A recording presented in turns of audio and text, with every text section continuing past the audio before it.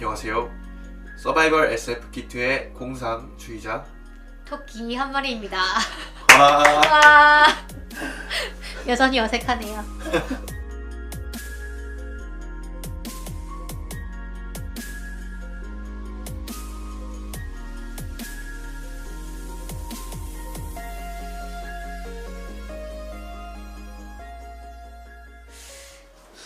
공상주의자님, 그러면 일주일 동안 저희 일주일 만에 만나는 거죠? 그렇죠. 네, 사실은 2주일 만에 만나려고 했었거든요. 보통 이제 네. 방송을 좀 더 효율적으로 녹음하기 위해서 좀 꼼수를 부리자면 이제 한 번 만나가지고 2회분을 이제 2시간분을 한 번에 녹음을 한 다음에 1회분씩 나눠서 올리는 게 저희 전략이었어요. 그런데 문제가 생겼죠. 지난주에 마이크 선이 뽑힌 채로 제가 녹음을 한 거예요. 그래서 그러니까 1회분은 맞게 녹음을 했는데 네, 다음 거는 마이크 선이 연결이 안 돼가지고 그렇죠.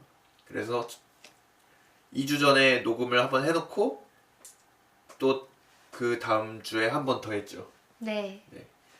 그렇게 되었습니다. 네, 그럼 불상사로 인해서 네, 2주를 쉴 수 있었는데 일주일밖에 못 쉬었다. 네. 그렇습니다. 네. 어쨌든 뭐 그 덕분에 저희가 방송을 2번 하면서 좀 더 정돈된 방송을 들려드릴 수 있었던 것 같아요. 지난 일주일 동안 뭐 특별한 일이 있었나요? 일주일 동안 오늘 그 다룰 책을 열심히 읽었죠. 아하. 네, 열심히 읽었고 그 다음에 좀 생각보다 재밌었어요. 저는 옛날 책이라서 좀 재미없을 줄 알았는데 재밌었고 그다음에 이 책들 바탕으로 한 영화도 보고 좀 그 60년대, 80년대, 90년대의 레트로한 감성에 물들어서 복고를 마음껏 즐겼던 그런 한 주가 되었습니다. 공상님은 어떠셨어요? 저는 뭐 특별한 일은 없었는데 요즘 그거를 하고 있거든요. 비트코인 투자를 하고 있는데 맞아. 공상님도 그러셨지. 사실 뭐 재미로 하는 거고 뭐 맞아요. 돈을 많이 넣진 않았는데 그렇죠. 그래서 짭짤하게 이득을 보고 있습니다. 수익률 몇 %까지 남았나요? 지금 이제 8일째를 하고 있는데 네. 지금 한 50% 정도 수익을 얻어서 사실은 쩐다. 근데 그 초기 자금을 얼마 안 썼어요. 네, 뭐 100만 원 이렇게 한 게 아니라 그냥 네. 심심풀이로 하려고 한 거기 때문에 그래서 좀 아쉽더라고요. 100만 원 했으면은 50만 원 버는 거였는데 이런 생각이 자꾸 들더라고요. 사실 욕심을 부리면 안 되는데 그런 생각이 풍비박산이. 그렇죠. 집안을 말아먹는 그렇죠. 좋은 방법이죠. 그렇죠. 요즘 영화 신작 소식이 많이 들리더라고요. 영화? 네. 어떤 영화요? 스타워즈. 맞아, 스타워즈 새 시리즈가 나온다고. 네. 그 새 영화가 되게 재밌고 평이 좋다고 들었어요. 네, 저도 들었어요. 아직은 못 봤는데 네. 나중에 스타워즈도 한번 다뤄보면 좋지 않을까 이런 생각이 네. 사실 그 스타워즈 팬분들이 들으면 화내시겠지만 네. 저는 옛날 이제 스타워즈를 이제 그 순서대로 봐야지 하고 보다가 잤거든요. 그래가지고 네. 방송을 한다면 다시 봐야죠. 네. 네, 그렇죠. 네, 다시 보고 방송을 해보도록 하겠습니다. 그리고 그래서 저희가 다룰 작품이 뭐죠? 오늘 다룰 작품은 그렇죠. 오늘 다룰 작품 저희가 사실 저희가 SF를 다루는 다른 팟캐스트들도 모니터링을 하고 있어요. 염탐을 했죠. 네, 염탐을 하고 있어요. 다른 분들은 어떻게 하시나. 물론 저희들보다 훨씬 잘 하시고 재밌게 하시지만 잠깐 소개를 해드릴까요?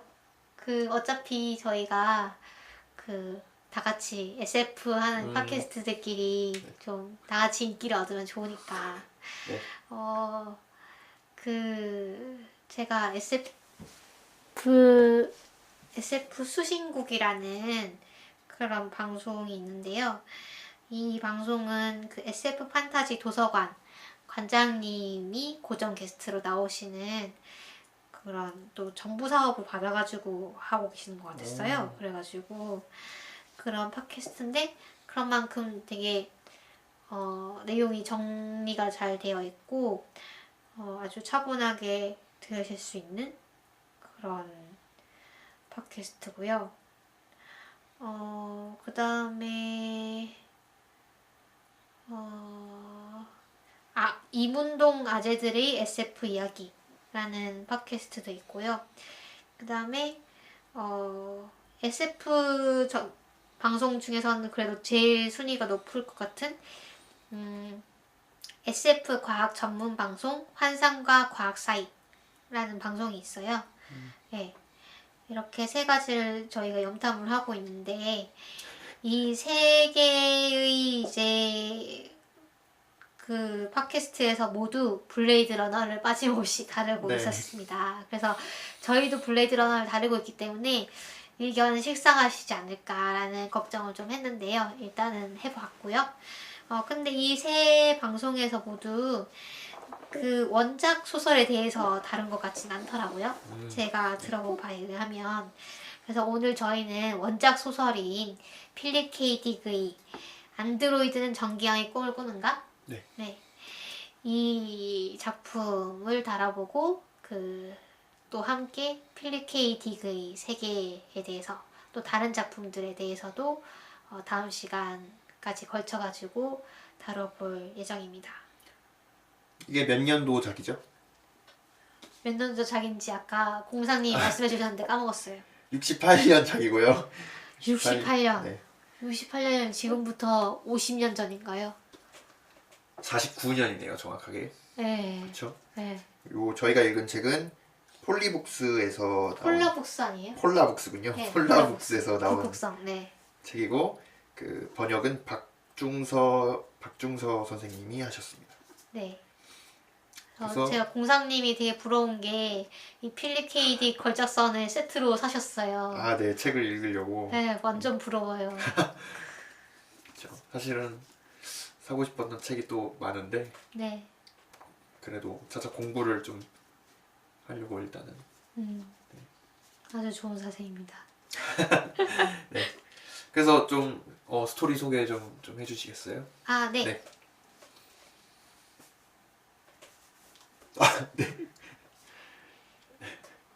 최종 세계대전 이후 방사능 낙진으로 뒤덮여 불모지가 된 지구. 대부분의 사람들은 화성으로 이주하여 일종의 로봇 노예인 안드로이드를 부리며 살아간다. 지구에 남은 소수민들은 살아있는 동물을 키우는 것을 인간적인 가치를 입증하는 행위로 여긴다. 릭 데카드는 지구로 도주해온 안드로이드를 사냥하는 현상금 사냥꾼. 살아있는 동물 대신 전기양을 한 마리 키우는 그의 소원은 진짜 동물을 키우는 것이다. 그러던 그에게 어느 날 일확천금의 기회가 찾아온다. 그의 구역으로 한꺼번에 안드로이드 6대가 도주해온 것이다. 사냥에 나선 데카드는 인간과 다를 바 없이 개별자로서 행위하고 강렬한 생의 의지를 지닌 안드로이드를 만나면서 극심한 혼란에 빠지게 되는데 네, 와. 여기까지 저희가 그 책 뒷표지에 나온 그 줄거리 요약이 너무 잘 돼 있어가지고 한번 그대로 읽어보았습니다. 이 책이 그래서 그 영화 블레이드 러너랑 좀 그 기본적인 골자는 따라가긴 하지만 영화랑 다른 설정도 대단히 많아요. 그렇죠? 그렇죠. 주제 자체도 약간 차이가 있는 것 같기도 하고요. 네. 그래서 저희가 그런 재밌는 점들을 한번 같이 살펴보고자 합니다. 그래서 비슷한 점으로 뭐 어떤 게 있을까요? 꼽는다면? 비슷한 점은 일단은 블레이드 러너라는 단어는 나오지 않지만 안드로이드를 사냥하는 릭 데커트라는 사람이 주인공이라는 점과 그 다음에 레플리컨트라는 단어도 안 나와요. 그렇죠? 그렇죠. 안드로이드라고 불러요. 여기서는. 줄여서 ND라고 부르죠. 그렇죠. 인디라고도 부르는데 이런 안드로이드들이 인간과 구분이 잘 안 간다는 것이 메인 소재로 나온다는 것 그렇죠. 그런 것이 좀 공통점이고 레이첼도 나와요. 레이첼도 이제 데커드랑 사랑을 하는 안드로이드로 나오고 또 뭐 어떤 공통점이 있을까요? 그 앤드로이드를 잡는 것도 똑같죠. 그래서 주인공이 그 6명의 안드로이드를 사냥을 하잖아요. 그렇죠. 그 영화상에서는 4명인데 여기서는 이제 6명이죠. 네. 영화상에서는 6명이 도망을 왔다가 2명은 이미 죽은 걸로 나오는데 여기서는 8명이죠. 그렇죠. 8명인데 8명인데 2명을 상사가 잡다가 다쳐가지고 주인공이 이제 대신 잡는 그런 역할로 나오죠. 아니죠. 2명은 이미 잡혔고 아, 네. 네. 그 다음에 한 명을 잡으려다가 네. 근데 그래서 여기 보면 데커드가 하루 만에 그 6명을 다 잡아요. 네. 그래서 너무 좀 불쌍한 거예요. 여기 막 데커드도 와 피곤하다, 네. 지친다 막 이러면서 야 더 잡아야 되나 이러고 그 쉬려고 했더니 그 경찰서에서 전화해가지고 더 열심히 일해야지 이러면서 맞아. 너가 지금 쉬면 애들 다 도망가. 네. 너 잡아야 돼. 막 이러면서 너무 불쌍했어요. 그 정도가 공통점일까요? 뭐 또 비슷한 점을 꼽는다면은 우주가 나오고 또 화성 그 지구가 이제 황폐화가 돼가지고 사람들이 다 우주로 나가서 살잖아요. 그렇죠. 그런 점도 좀 비슷한 것 같아요. 맞아요. 블레이드 러너에서도 못 사는 사람들만 지구에 남아 있고 다른 사람들 오픈월드라고 하는 그 세계로 다 떠났잖아요. 네. 그런 점도 좀 비슷한 점이에요. 그래서 소설에 보면 좀 더 자세한 설정이 나오는데 그 방사능 때문에 오염이 주로 네. 많이 됐다고 나오고 그래서 날씨 예보에서 낙진 예보를 같이 해요. 네. 그래서 오늘 오전에는 낙진이 내릴 예정이니 뭐 밖으로 나가지 마시기 바랍니다. 이런 식으로. 낙진이라는 게 제가 막 많이 들어보기만 하고 정확한 뜻은 몰라서 찾아봤더니 그 방사능 그러니까 핵폭탄 같은 거 그러니까 핵폭발 같은 걸로 인해서 먼지가 발생해서 그게 하늘에서 방사능 먼지가 이제 내리는 게 낙진이라고 하더라고요. 그러니까 그 핵폭발이 딱 일어나면 엄청난 충격으로 땅에 있던 뭐 흙, 뭐 먼지 이런 것들이 다 같이 상승한대요. 그래서 상승했다가 이 상승 기류를 타고 멀리 퍼진 다음에 그 좀 먼 곳까지 이렇게 낙진이 내리게 되는 거죠. 그래서 그게 그 핵전쟁의 아주 무서운 점이라고 하더라고요. 그러니까 그 진앙지로부터 많이 떨어진 곳까지도 이제 방사능 오염이 된다는 거. 그래서 그 본격적으로 그럼 이 소설에 대한 얘기를 좀 특징을 해볼까요? 좀 해볼까요? 그 방사능 관련해서 이제 방사능 오염 때문에 사람들이 어떤 돌연변이가 되잖아요. 그렇죠. 네. 네. 그래서 특수인이라는 모자란 계급? 사람들. 네, 계급이 생겨요. 네. 그러니까 이 방사능 낙진의 영향을 너무 많이 받아서 인간으로 분류하기가 좀 힘든? 사실 뭐 그렇게까지 뭐 많이 벗어난 것 같진 않은데 약간 왜 그 우리 특수아동들을 분리해서 교육하는 느낌이랄까? 네. 그런 식으로 약간 2등 시민인 것처럼 이제 분류를 하는 그런 분류가 생겨요. 그래서 정기적인 검사에서 당신은 그냥 정상인이 아니고 특수인입니다. 라고 분류가 되면 뭐 직업도 좀 변변한 직업을 갖기가 힘들고 뭐 다른 사람들이랑 어울려 살기도 힘들고 뭐 그렇게 되는 화성에도 못 가잖아요. 맞아요. 화성에도 못 가고. 그 화성에 가는 광고에서 계속 이렇게 광고를 하잖아요. 지구에 남아 있으면 항상 방사능 때문에 특수인 그 시험을 봐야 되는데 너가 화성에 가면은 그 테스트가 받을 필요가 없다. 이렇게 계속 광고를 하죠. 낙진이 없기 때문에. 그래서 이게 그러니까 인간이긴 한데 인간으로 보지 않는 그런 계급인 거고 이 특수인들이 또 안드로이드랑 또 배치가 되잖아요. 그래서 안드로이드는 인간이 아닌데 인간이려고 하는 거고 특수인은 인간인데 인간이 아니려고 이제 사회에서 배척하는 그렇죠. 그런 약간 아이러니한 그런 상황이 벌어집니다. 가지고 소설에서는 그 방사능을 피하려고 다 납으로 된 옷을 입고 다니잖아요. 맞아. 나무로 된 팬티. 그렇죠. 팬티도 나오고. 그래서 사실 소설상에서는 영화에 없는 그런 설정들도 굉장히 많이 나오잖아요. 맞아요. 그 중에 하나가 그 기분 조절 오르간, 무드 오르간이라고 그 오르간의 뭐 예를 들면 몇 번 다이얼은 행복한 기분, 뭐 몇 번 다이얼은 우울한 기분, 뭐 이런 식으로 정해져 있어요. 그래서 그 다이얼을 돌리면서 이제 사람들이 자기 감정을 컨트롤하는 거죠. 보면 스케줄이 다 있잖아요.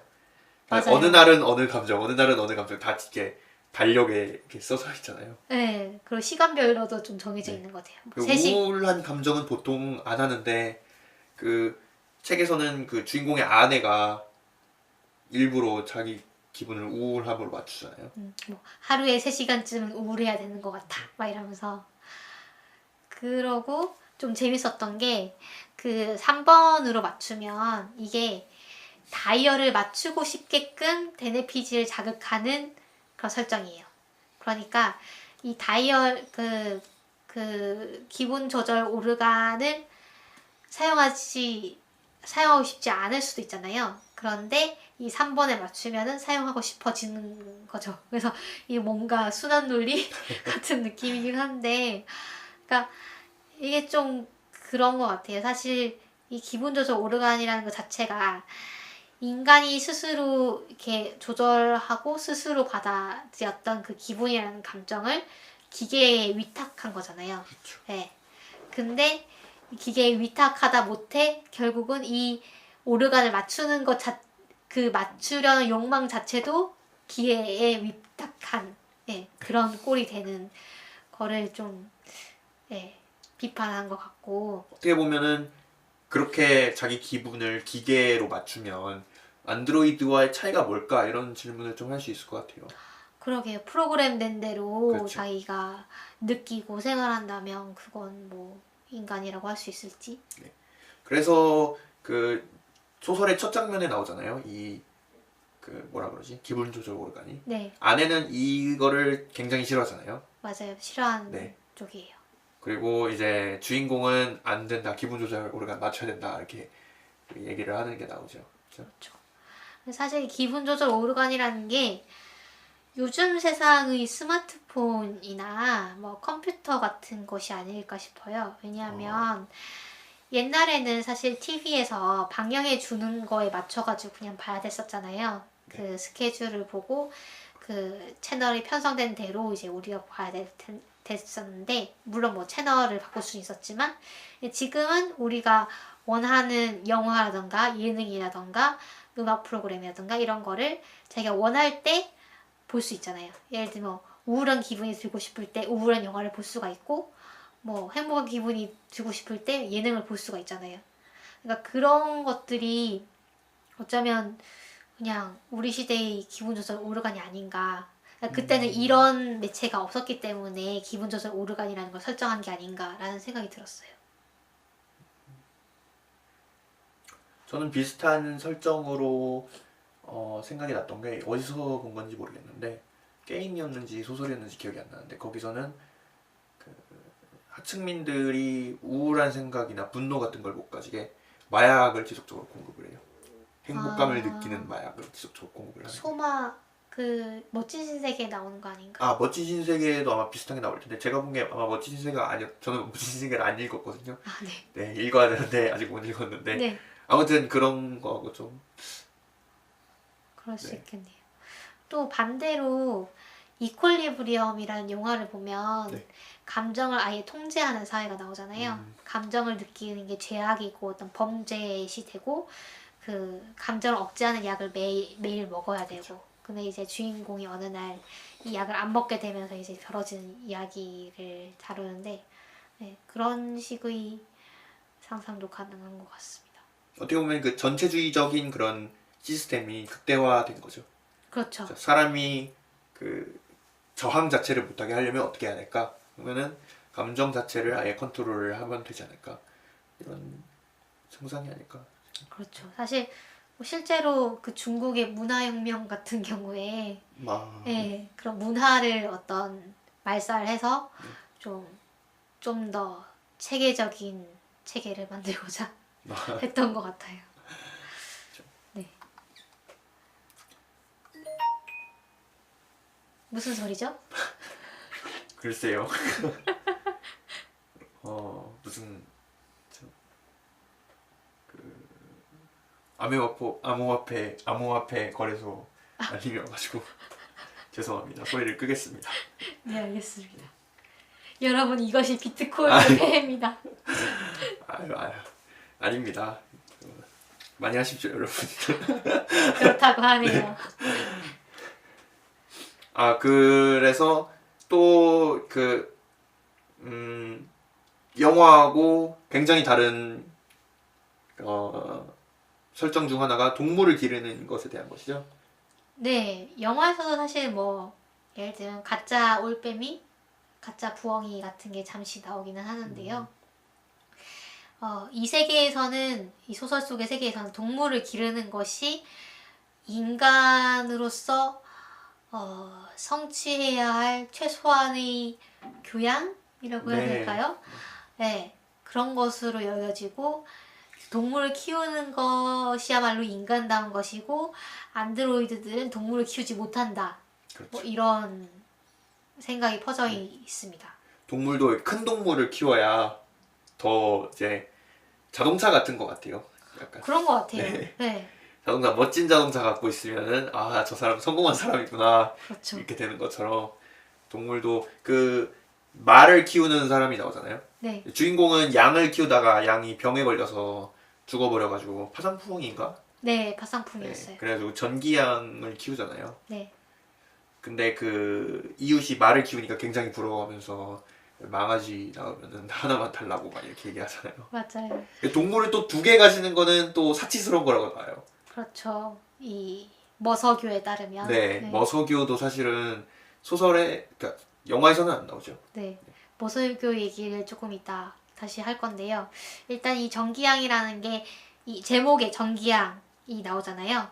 제목에 전기양이 나오는데 저는 처음에는 안드로이드가 전기양 꿈을 꾼다고 하길래 안드로이드는 프로그램대로 이제 생각을 할 테니까 전기양도 어떤 프로그램인가? 그러니까 뭐 프로그램된 뭐 가상의 양인가? 뭐 이렇게 생각을 했는데 그게 아니고 정말로 전기로 작동하는 로봇 양이라고 할 수 있겠죠? 네, 로봇 양이었는데 그래서 주인공은 이 전기양이라는 게 들킬까봐 노심초사를 해요. 네. 정말로 진짜 같이 다 보이게 하기 위해서 이 전기동물들은 질병회로라는 것까지 장착하게 돼요. 그래서 정말 아프기도 하고 왜냐하면 진짜 동물이면 아파야 되잖아요. 가끔. 그래서 뭐 아프기도 하고 뭐 소리도 내고 뭐 이런 식의 장치돼 있고 그래서 전기 동물들은 실제 동물보다 훨씬 싸요. 왜냐하면 이 세계에서는 생태계가 마구 파괴된 세계이기 때문에 특히 새가 거의 멸종됐다고 나오죠. 그래서 이 살아있는 동물의 경우에 그 살아있는 동물들의 현재 시가를 보여주는 카탈로그가 있어요. 시드니 카탈로그라는 게 있는데 이 카탈로그를 보면서 지금 이 동물은 이만큼 하는군 하면서 데커드가 엄청 갖고 싶어하고 어떻게 보면 그런 거죠. 승용차 카탈로그. 네, 진짜 그런 것 같아요. 그리고 데커드가 나중에 실제 염소를 사는데 그러니까 이제 아내가 엄청 기뻐하면서 데커드한테 뽀뽀를 한단 말이에요. 그러니까 그런 장면들이 보통 뭐 요즘이면 뭐 외제차를 사줬더니 뭐 와이프가 나한테 안겼다 뭐 이런 식의 그런 느낌의 서사였어요. 그 염소가 3천만 달러였나? 이걸로 나오죠. 염소가 아니 계약금이 3천만 달러고 맞아요. 그 후에 할부로 36개월인가를 이자도 엄청 비싸게 치면서 내야 된다고. 안드로이드를 한 명 잡는데 그 1,000만 달러인가를 줘가지고 네. 6마리를 다 잡으면 이제 6천만 달러를 받는데 1,000달러 아니었어요? 아 1,000달러인가요? 1,000달러였어요. 아 맞아요. 네. 1,000달러였던 것 같아요. 네. 아 3,000달러였겠네요. 맞아, 그러면 맞아요. 네. 염소가. 그래가지고 그 안드로이드를 먼저 3마리를 잡고 염소를 샀다가 그 나머지 3명을 또 잡죠. 네. 그런데 그 소설의 그 말미에 가면은 그 염소가 또 죽어요. 아, 이 얘기는 또 이제 나중에 해야 될 것 같은데. 네. 그렇죠? 그래서 그 아까 왜 데커드가 쉬지 못하고 네. 일을 야근까지 한 이유가 또 이 염소의 그쵸. 대출이 있기 때문에 대출금을 갚기 위해서인 네. 것도 있습니다. 그러니까 동물을 왜 기르는지 얘기를 좀 해야 될 것 같아요. 그러게요. 네. 왜 기를까요? 아무래도 그러면은 머서교 얘기를 먼저 해야 될 것 같은데 네. 그 머서교가 이제 사실은 소설을 읽으면서 그 자세히 나오는 것 같지가 않더라고요. 그 머서가 이제 사람 이름인데 윌버 머서라는 사람 이름이죠. 그 윌버 머서가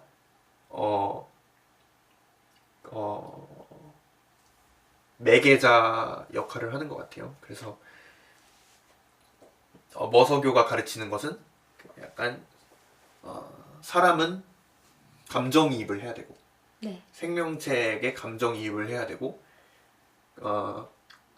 그래서 동물을 먹으면 안 된다 그러잖아요. 먹으면 안 되죠, 동물을. 그랬던가요? 네, 제가 네. 읽은 거로는 아마 네. 그 살아있는 동물을 잡아서 먹으면 안 된다 뭐 이런 얘기가 나왔던 것 같아요. 네. 그래가지고 어떻게 보면은 약간 채식주의 이런 느낌이 나기도 하는데 네. 그런데 그 안드로이드들은 감정이입을 할 줄 모른다 이런 얘기가 나오잖아요. 기계라서. 네. 그렇죠? 그래서 그 동물을 기르는 게 왜 중요하냐면 동물을 기르는 것 자체가 내가 동물한테 감정이입을 할 수 있다. 애완동물을 잘 기르면은 예를 들어 뭐 말을 잘 기른다. 내가 말에 감정이입을 해가지고 얘가 아프면 아픈 거 알고 그거를 잘 한다는 그 증명이 되기 때문에 동물을 기르는 게 중요한 걸로 나오는 게 아닌가 이런 생각이 들었거든요. 그럴 수 있겠네요. 그러니까 사실 그게 좀 신기한 게 이 세계에서는 그러니까 자기가 인간답다는 걸 어필하는 게 굉장히 중요한 일인 거예요. 그렇죠. 그런 거죠. 네. 그러니까 왜 그럴까요? 그게 사실 우리는 요즘 세상은 딱히 그렇진 않잖아요. 우리가 지금 사는 세상은 뭐 딱히 내가 인간적이라는 걸 어필하기 위해서 뭐 되게 노력한다기보다는 그냥 뭐 남들보다 잘 사는 걸 좀 자랑하고 싶은 그런 거는 있는 것 같긴 한데 이 시대는 이제 전쟁과 이제 핵으로 인해서 아주 피폐해진 사회고 황폐해진 사회고 여차하면 특수인이 될 수 있고 그런 상황에서 그러니까 인간성을 유지하기가 힘든 그런 상황. 척박한 세계이기 때문에 오히려 거기에 매달리는 게 아닌가 하는 생각도 드네요.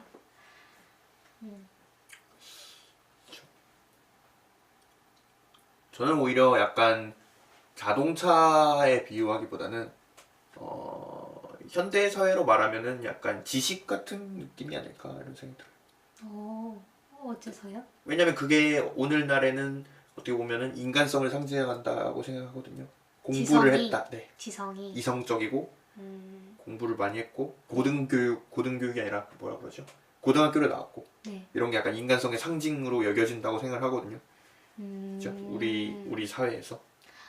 그죠. 그러니까 실제로 그렇다는 건 아니고. 네, 저희가 뭐 딱히 고등학교를 안 나왔다고 해서 인간 취급을 안 하는 건 아니지만 네, 그렇지만 그거를 근데 드러내긴 싫어하잖아요. 또 고등학교를 안 나온 사람들은 보통 그런 거를 드러내기를 싫어하죠. 네, 그리고 그러니까 저희가 명시적으로 그렇게 취급을 하진 않지만 실제로 우리가 어떤 보통 사람들이라고 네, 지칭을 그렇죠. 할 때 그 정도의 학력을 가진 사람들을 보통 지칭을 가정을 하죠. 깔고 들어가 버리죠. 네, 그래가지고 어떻게 보면은 여기서는 인간성이라는 게 우리 사회에서는 그런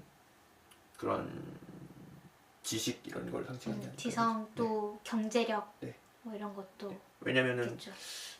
그 우리 사회 자체가 약간 자본주의 사회고 네. 그리고 합리주의, 지성 중심주의 사회이기 때문에 그런 게 아닐까 좀 생각이 들었어요. 어떻게 보면 이런 사회를 그 인간성 중심주의 사회 이런 걸로 이제 뭔가 분류해 볼 수 있지 않을까 생각이 드네요. 인간성 중심주의 사회라고 하니까 되게 좋은 사회인 것 같긴 한데 근데 뭐 좋게 그려지진 않죠. 네, 그렇게 좋게 그려지진 않죠. 네. 네. 뭐든 뭐 극단적이면은 네 그렇죠. 나빠지는 거니까. 그래서 이 머서교라는 이 종교 때문에 그 감정이입 장치라는 네. 것도 보편화가 되어 있어요. 개인적으로 다 하나씩 갖고 있어야 되는. 네.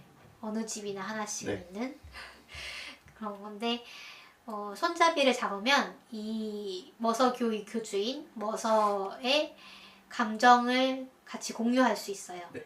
그리고 그 손잡이를 잡고 있는 다른 사람들의 감정도 같이 공유가 되거든요. 예를 들어 자기가 슬픈 감정을 갖고 있을 때 장치를 잡으면은 그 장치를 잡고 있던 다른 사람들도 다 슬픔을 느끼게 되고 네. 행복을 느끼고 있었으면 다른 사람들 다 행복을 느끼게 되는 식이죠. 근데 그게 좀 섞이는 것 같아요. 그러니까 뭐 그 슬펐던 사람이 그걸 잡음으로써 슬픔이 좀 덜어지기도 하고, 그다음에 또 행복할 때 잡아서 좀 내 행복을 뺏기는 게 아닌가라는 뭐 걱정을 하기도 하고. 그런데 그래서 이 감정이입 장치를 사실 저는 좀 생각해 본 적이 있거든요. 네. 감정까지는 아니고 감각. 그러니까 여기 보면은 감각도 이제 같이 느끼거든요. 예를 들면 머서가 거기서 이제 끊임없이 어떤 산을 오르는데 오르고 있으면 마치 예수처럼 그 돌을 던져요. 사람들이 다른 누군가가 돌을 던져요. 언덕 위에서. 네, 언덕 위에서 돌을 맞는데 그 돌을 맞으면 그 맞는 거를 같이 느끼고 아픔을 같이 느끼고 심지어 상처도 나요.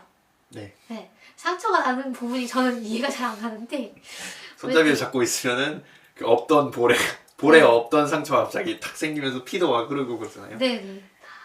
그것까지는 좀 판타지 영역이 아닌가 싶긴 한데 어쨌든 이 감각을 느낄 수 있다는 게 저는 언제 가장 느끼냐면 맛집 소개 프로그램 같은 거 보면 정말 맛있는 요리가 나오잖아요. 네. 근데 그걸 우리가 먹어볼 수가 없잖아요. 맛이 어떤지. 네. 그래서 그 텔레비전에 이제 우리가 텔레비전을 볼 때 시각과 청각으로 이걸 느끼는데 그거 말고 미각도 느낄 수 있는 어떤 그 단말이 하나 있어가지고 그 미각 그 센서를 우리가 입에 물면 그 TV에 나오는 그 맛을 우리가 느낄 수 있으면 좋겠다. 이런 생각을 제가 많이 했었거든요. 근데 그거의 좀 확장판이 아닌가라는 생각을 네, 보면 네, 그런 생각이 들었어요. 저는 그런 장치를 들은 적이 있는데 그 후각을 전송하는 그런 장치를 향기를 전송하는 장치를 들은 적이 있거든요. 맞아요. 그건 나오려고 하는. 근데 그게 수요가 있을까요? 글쎄요, 그거는 잘 모르겠어요. 안 그래도 저도 그 맛을 느끼려면 사실 후각도 되게 중요하거든요. 네. 네, 냄새도 중요하기 때문에 그 같이 개발돼야 된다고 생각을 했었는데 후각까지 되면 이제 미각도 꿈은 아니겠네요. 근데 그게 좋을까요? 나쁠까요? 약간 약 올리는 것 같기도 하고. 막 감기 냄새 이런 거. 그거뿐만 아니라 네. 이제 음식을 맛은 느낄 수 있는데 삼키지를 못하니까. 네, 먹을 수가 없으면 더 괴로울 수도 있을 것 같기는 해요. 그렇죠. 근데 뭐 그걸 알고서도 사실 우리가 먹방 계속 보잖아요. 먹을 수 없는데. 그렇죠. 참 신기한 것 같아요, 인간은. 그래가지고 머서교가 아무튼 있는데 그 머서교에 의하면 감정이입이 엄청 중요한데 안드로이드는 감정이입을 할 수 없다 이런 식으로 나오잖아요. 소설상에서도 사실은 그런 식으로 가정이 되는 것 같아요. 그 감정이입을 어떻게 생각하세요? 소설에서 안드로이드가 감정이입을 못한다고 생각을 하시나요? 사실 소설 속의 안드로이드들이 그러니까 영화 블레이드 러너 1편보다는 2편의 안드로이드에 가까운 모습으로 나오거든요. 그쵸. 그러니까 인간들이랑 얘기를 할 때 뭐 그렇게 어색함이 없고 좀 인간이랑 구분이 되게 힘들고 그래서 이 소설에서도 그 주인공이 그 보이트 캠프 테스트를 엄청 신중하게 하면서 아 얘가 안드로이드인가 인간인가 막 이런 거 헷갈린단 말이에요. 그러니까 그런 정도로 나오는데 그러니까 그 1편의 레이첼 네. 같은 느낌의 안드로이드들이 여러 대 있는 느낌이에요. 그 장면이 똑같이 나오잖아요.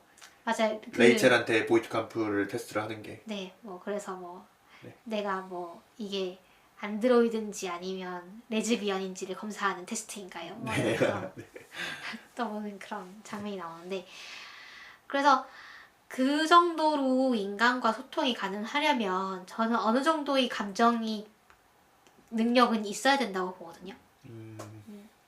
그래야만 이제 인간의 감정을 이해할 수가 있고 그래서 아주 높은 수준까지는 아니더라도 이 감정이입이 돼야 된다고 생각을 하고 이 소설에서 그 안드로이드들이 감정이입을 못한다는 거의 예시로서 동물을 함부로 대하는 장면이 나와요. 그 거미를 한 마리 잡아서 거미의 다리를 하나씩 이제 잘라버리는 그런 장면이 나오니 안드로이드들이 전혀 죄책감을 느끼지 않고 근데 이런 장면들이 사실은 뭐 인간도 뭐 어린애들 보면은 전혀 죄책감 없이 막 개미 같은 거 죽이고 뭐 이런데 보면 뭐 이게 인간의 척도가 될 수 있는 것인지 그것도 의문이 들기는 해요.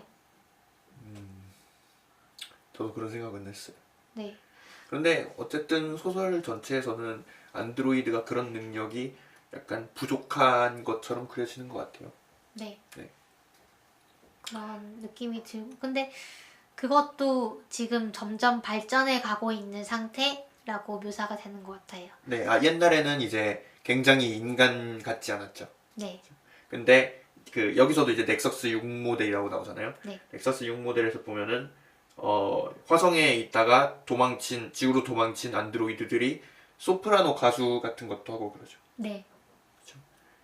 그래가지고 주인공도 이제 머서교에 따르면은 사람뿐만 아니라 생명을 죽이는 게 안 되는데 안드로이드는 죽여도 된다 이런 식으로 얘기를 하잖아요. 그렇죠. 왜 그렇죠? 히즈 타임.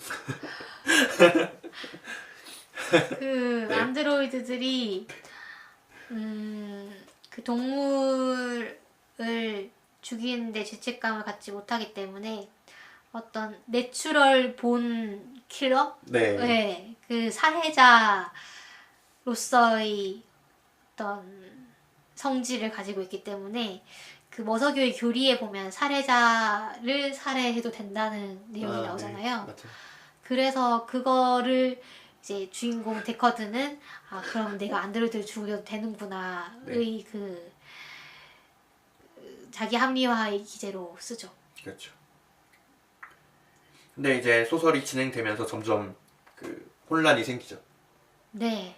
그러니까 여기서 보면은 이 작가가 반전을 아주 잘 쓰는 작가인 것 같아요. 제가 단편집도 읽어봤지만 그래서 반전이 여러 번 나오는데 그 중에 이제 주요 반전 중 하나가 닉 데커드가 안드로이드일지도 모른다. 네. 라는. 그게 이제 영화에서는 이제 모호한 결말로서 나오지만 이 책에서는 그냥 대놓고 나와요. 이제 중간에 데커드가 이 안드로이드들의 함정에 걸려가지고 내가 안드로이드인가? 뭐 네. 이렇게 착각을 하게 돼요. 근데 착각이었죠. 네, 착각이었죠. 결국 이 사람은 인간이었고 그 부분이 사실 저는 조금 그 착각하는 부분이 제일 재밌었거든요. 저는. 네, 저도 네. 좀 황당했어요. 아닌 걸 알았을 때. 그러니까요. 이 뭐야 김 빠진 김 빠진 네, 느낌이랄까? 반전이 없는 게 반전. 네, 네. 그런 느낌. 조금 실망을 했는데 그래서 어떤 얘기를 하고 있었죠? 갑자기. 그 안드로이드 혼란을 느끼는 거. 그렇죠. 원래는 안드로이드를 죽여도 된다고 생각했는데 이제 소설을 점점 진행을 하면 할수록 안드로이드를 죽여도 되는가 이런 의문점을 계속 갖잖아요. 네, 주인공이 안드로이드에 감정이입을 하기 시작했어요. 그렇죠. 원래 안드로이드는 인간도 아니고 생명도 아니기 때문에 감정이입이 대상이 아니었는데 그 레이첼이랑 한밤 자고 나서 그렇죠. 그렇게 됐죠. 네. 그래서 그 소프라노 가수도 사실은 굉장히 중요하게 나오죠. 네, 소프라노 가수도 그런 예술을 할 수 있는 그런 어떤 안드로이드가 그 과연 그냥 기계인가 이런 식으로 계속 질문을 던지잖아요, 자기 자신한테. 그렇죠. 네. 그리고 안드로이드가 미술 작품을 감상하기도 하고 네, 아 맞아요. 네, 그 뭐죠? 몽크의 절규였나? 네, 네. 몽크의 절규 같은 걸 보고 그래서 그 안드로이드와 인간을 구별하기 점점 어려워진다는 묘사가 계속 나와요. 네. 아까도 말씀드렸지만 보이트캄프 테스트도 막 잘 안 될 것 같아 보이고, 그러니까 그 지금 모델에서는 간신히 이걸 구분할 수 있는데 이 다음 모델이 개량되어서 나오면 그건 분명히 안 통할 거다. 뭐 이런 얘기도 나오고, 그 다음에 그 척수 반사를 이제 안드로이드는 몇 마이크로초가 늦기 때문에 네. 이걸 가지고 구분할 수 있다. 뭐 이런 얘기도 나오는데 그 부분도 뭐 개선을 하고 있다. 뭐 이런 얘기도 나오고. 그래서 점점 구분이 힘들어지는 것처럼 나오죠. 안드로이드뿐만이 아니라 그 기계 동물들도 점점 생명체와 차이점이 없어지는 것처럼 그려지잖아요. 네, 그래서 그 이지도어라는 특수인이 나오는데 이 네. 사람이 그 진짜 고양인데 로봇 고양인 줄 알고 네. 네, 착각하는 장면이 나오죠. 그렇죠. 그리고 릭 데커드의 경우에는 가짜 올빼미를 보고 이제 진짜 올빼미라고 생각을 하잖아요. 네. 그렇죠. 그래서 그거를 이제 로즌사였죠. 네. 그 소설에서는 원래 영화에서는 타이렐. 네, 타이렐사가 이제 로즌사로 나오는데 로즌사에 가가지고 거기서 이제 레이첼 로즌을 보이드캄프 테스트를 하고 안드로이드라고 말하는데 안드로이드라고 말하는데 거기서 아니라고 우기죠. 네. 아니라고 우긴 다음에 너 올빼미 줄 테니까 그냥 가라 이러죠. 근데 알고 보니까 올빼미가 가짜였다 뭐 이렇게 나오죠. 그렇죠. 그리고 뒤에도 보면은 맨 뒤에 이제 데커드가 막 안드로이드에 완전히 감정이입을 해버려가지고 자기 직업을 막 이제 막 손을 놓기 시작했는데 그때 이제 두꺼비를 줬거든요. 두꺼비를 주워가지고 집에 이제 가져와요. 집에 가져와가지고 두꺼비는 당시에 이제 다 멸종이 되어 있던 상태였어요. 네. 두꺼비를 가져와가지고 와 살아있는 두꺼비다 이러면서 이거 엄청 비싼 건데 이러면서 애지중지해가지고 갖고 와가지고 딱 봤더니 기계였던 거예요. 근데 사실 그때 이미 릭 데커드는 안드로이드에 감정이입을 한 상태였잖아요. 네. 그래가지고 그걸 보면서 기계 생명체도 생명이랑 다를 게 없다 이런 식으로 얘기를 하죠. 그래서 저는 약간 작품의 주제 자체가 이런 거라고 생각을 했어요. 기계에 우리가 감정이입을 할 수 있는가 이런 거라고 좀 느꼈거든요. 그러게요. 기계에 사실 우리도 시리가 나오고 난 뒤에 네. 인간과 그 기계와 어떤 자연으로 소통을 하게 되면서 약간 인격을 부여하려고 하는 것 같기도 해요. 네, 인공지능 뭐 이런 것도 나오고. 네. 사실 저는 그래서 아침에 저 남자친구가 그 핸드폰에 알람을 설정을 하는데 말로 이제 하더라고요.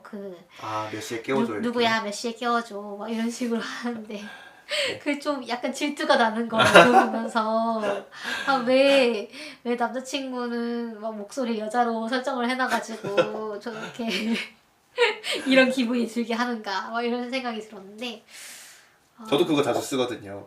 그래요? 깨워달라고 하는 거. 네. 알람 맞출 때 이제 들어가가지고 하기 귀찮으니까 몇 시에 알람 좀 맞춰줘. 근데 얘가 말을 잘 못 알아들어요 사실. 네. 가지고 막 딴소리를 하면은 그게 아니라 막 이러면서 저 혼자 막 얘기를 하거든요. 그럼 그것도 그대로 또 듣더라고요. 아이고. 네, 그래가지고 아무튼 좀 그런 거 보면 귀엽잖아요. 아 그렇죠. 네. 네. 사실 막 짜증내긴 하는데 저는 근데 약간 미안해요. 왜냐면은 그 막 화내면은 화낸 게 이렇게 다 써지잖아요. 네. 그거는 괜히 미안하고 아니 그걸 또 왜 다 고지고대로 쓰는 거야? 막 이러면서 그러네요. 네. 미안하다는 감정도 감정이입을 해야 느낄 수 있는 아 감정이죠. 그렇네요. 아 이렇다니까요. 아. 네, 우리가 이미 네. 미래는 다가왔습니다. 그리고 그 사실 블레이드 러너 2편에서 임신이라는 그 레플리컨트 임신이라는 내용이 나오는데 네. 이 책에서도 뭐 비중 있게 다뤄지진 않지만 그 임신이라는 내용이 나와요. 네. 레이첼이 그 데커드랑 침대 위에서 네. 저는 임신을 할 수가 없는데 이게 과연 저한테 뭐 불편한 일일까요? 뭐 네. 이게 손해인가요? 아닐까요? 뭐 이런 얘기를 해요. 그래서 여기서 뭔가 모티브를 얻은 게 아닌가라는 생각도 좀 들었고요. 그리고 또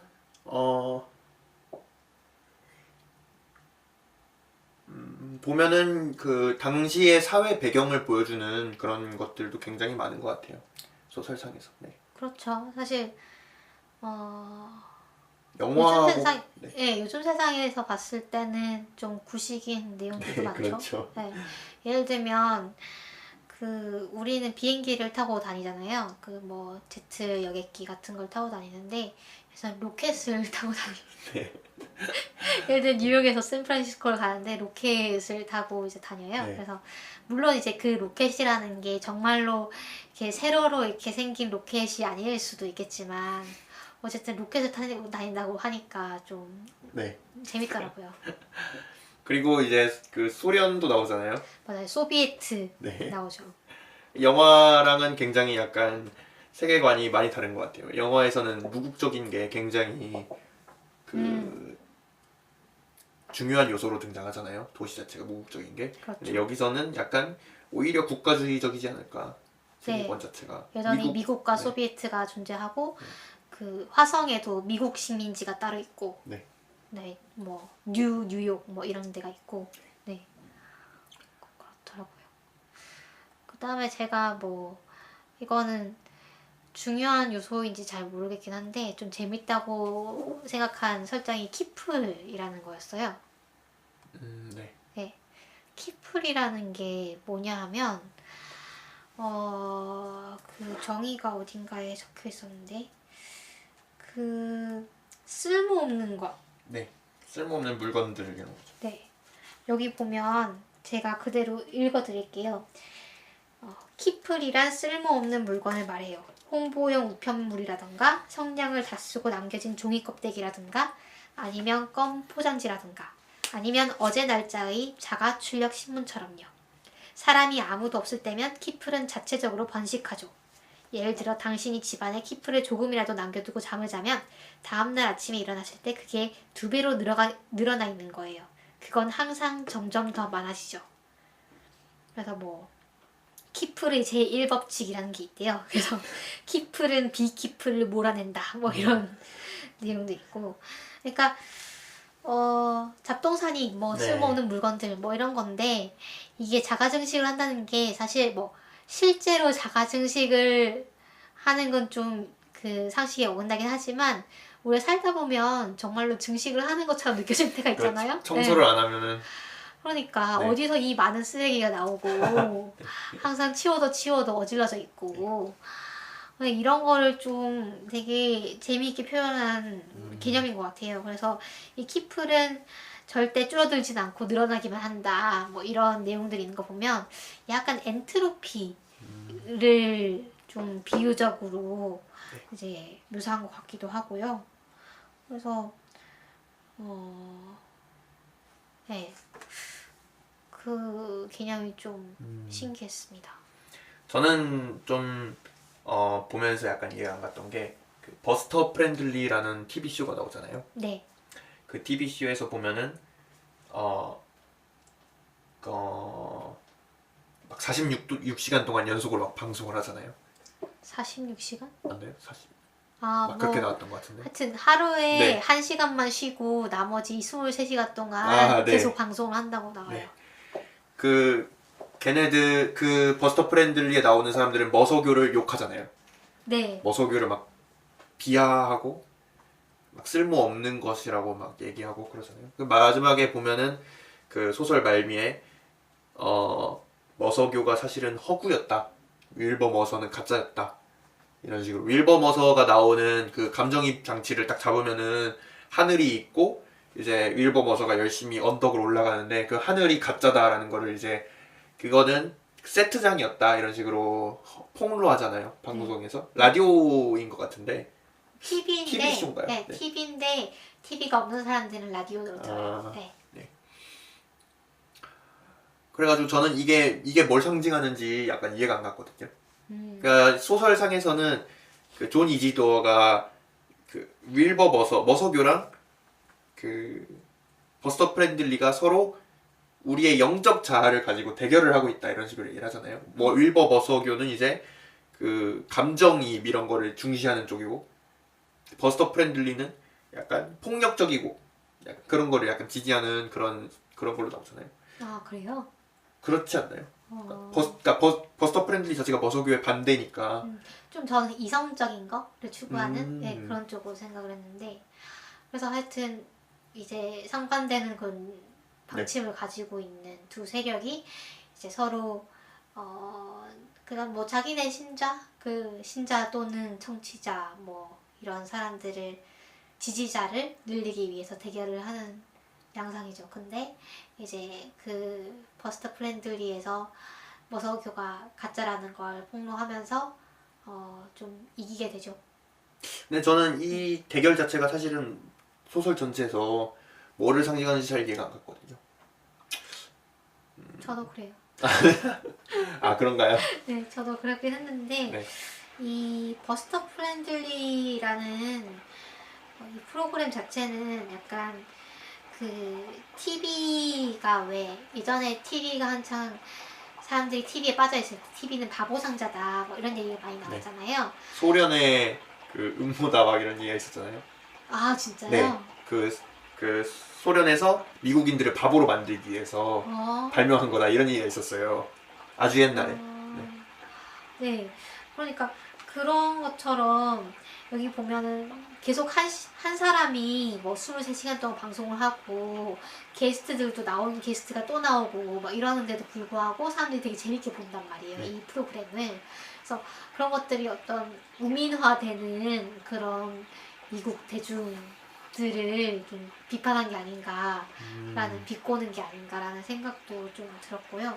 근데 이제 머서교랑 이 그 버스터 프렌들리 이 방송이 서로 대결을 한다는 게 어떻게 보면 그 종교 뭐 기독교겠죠? 기독교와 매스미디어가 서로 영향력을 대결을 한다. 뭐 이런 식으로 받아들일 수도 있을 것 같아요. 그러니까 사람들이 옛날에는 이제 종교에 많이 이제 귀의를 했는데 그 종교의 역할을 TV가 좀 대체하고 있다는 거죠. 예를 들면 TV를 보면 어떤 위안을 받을 수 있고 그다음에 TV가 없으면 좀 불안하고 TV를 맨날 보고 그러니까 맨날 기도를 하는 것처럼 매일 TV를 뭐 일정 시간 동안 시청을 하고 근데 TV가 얘기하는 걸 다 믿고 뭐 이런 거를 보면 사실 TV라는 게 어떤 종교화되는 걸 수도 있겠다라는 생각도 들긴 했거든요. 그래서 그런 부분까지 비유를 한 게 아닌가라는 게 그냥 저희 해석입니다. 네. 그렇군요. 실제로 어떤지 모르겠지만. 그리고 사실은 결말 부분도 저는 약간 이해가 안 갔어요. 결말에서 보면은 네. 그 결국은 주인공이 안드로이드의 감정이입을 하다 못해서 막 이제 기계 생명체도 생명이라고 막 얘기를 하면서 윌버 머서의 현신이라고 자기를 느끼게 되잖아요. 네. 그러니까 윌버 머서가 환생한 거다 자기가 이렇게 생각을 하게 되잖아요. 그런데 사람들은 이제 그 아까도 말을 했지만 방송에서 윌버 머서가 가짜라고 얘기를 해서 사람들이 점점 머서기를 안 믿게 되는데 네. 주인공 혼자 나는 윌버 버서다 이렇게 믿게 되잖아요. 저는 그게 그 장면 자체가 사실은 무슨 의도를 갖고 그렇게 썼는지 잘 이해가 안 갔거든요.